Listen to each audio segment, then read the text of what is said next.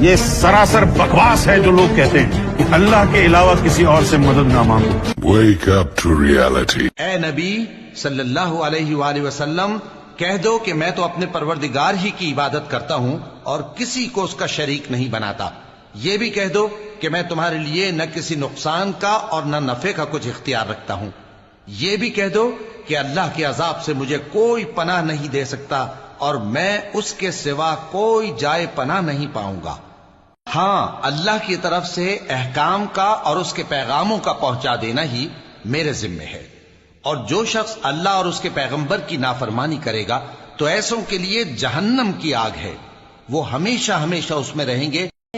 جو مانگنا ہے خدا سے مانگ. ارے کمبخت، یہ اللہ والے جو مانگو ان سے مانگو. اللہ اللہ وہ. اور تمہارے پروردگار نے فرمایا ہے کہ تم مجھ سے دعا کرو، میں تمہاری دعا قبول کروں گا، کہ میں تو تمہارے پاس ہی ہوں. جب کوئی پکارنے والا مجھے پکارتا ہے تو میں اس کی دعا قبول کرتا ہوں. اپنے پروردگار سے عاجزی سے اور چپ کے دعائیں مانگا کرو. بے شک میرا پروردگار دعا سننے والا ہے. اور اللہ سے خوف رکھتے ہوئے اور امید رکھ کر دعائیں مانگتے رہنا، کچھ شک نہیں کہ اللہ کی رحمت نیکی کرنے والوں سے قریب ہے. ہر ایک قرآن کو پکڑنے کی کوشش کرے گا پھر گمراہی تیرے ہاتھ آئے گی. ایسا ہرگز نہیں کرنا چاہیے. قرآن سمجھنے کے لیے آسان نہیں ہے، یاد کرنے کے لیے آسان ہے. لیکن سمجھنا اگر آسان ہے تو پھر آپ بتائیے کہ ہر شخص کے قرآن سمجھ کے عالم نہ بن جاتا. عام بندہ جب قرآن کے ترجمے اٹھا کے اس میں غور و خوض شروع کرے گا، یہ گمراہی کا دروازہ کھلے گا. ترجمے آپ کے لیے نہیں ہے، یہ طالب علم کے لیے. اور ہم نے قرآن کو سمجھنے کے لیے آسان کر دیا ہے، تو کوئی ہے کہ سوچے سمجھے؟ اور یہ کسی شیطان مردود کا کلام نہیں ہے. پھر تم لوگ کدھر جا رہے ہو؟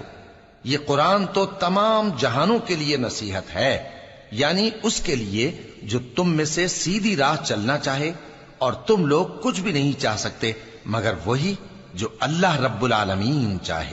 اکثر لوگ یہ کہتے ہیں نا کہ ہم مزارات پر جا کر ڈائریکٹ ولیوں سے مدد نہیں مانگتے، بلکہ ہم تو ان کے وسیلے سے مانگتے ہیں. اور وہ اس کو پروف کرنے کے لیے دنیاوی مثالیں دیتے ہیں، جیسے کہ چھت تک پہنچنے کے لیے سیڑھیوں کی ضرورت پڑتی ہے یا بادشاہ تک پہنچنے کے لیے ایک وزیر کی ضرورت پڑتی ہے. تو وہ اس طرح کی مثالیں دیتے ہیں. اب مجھے بتائیں کہ جو پوری کائنات کا بادشاہ ہے وہ یہ قرآن کے اندر فرما رہا ہے سورہ بقرہ آیت نمبر 186 میں، وَإِذَا سَأَلَكَ عِبَادِي عَنِّي فَإِنِّي قَرِيبٌ. اے نبی علیہ السلام، ان سے کہو کہ جب میرے بندے تم سے میرے بارے میں پوچھیں تو ان سے کہہ دو کہ میں تمہارے بہت زیادہ قریب ہوں.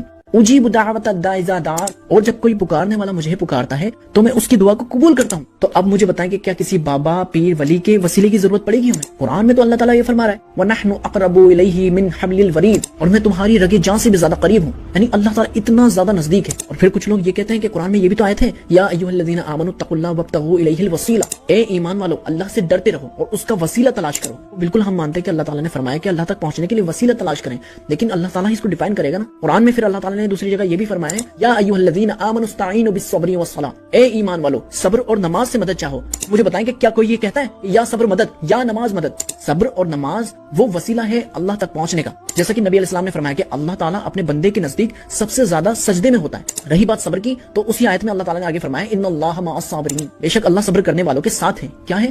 ساتھ ہے. صبر اور نماز وہ ذریعہ ہے اللہ تک پہنچنے کا، یعنی مدد اللہ ہی سے مانگنی.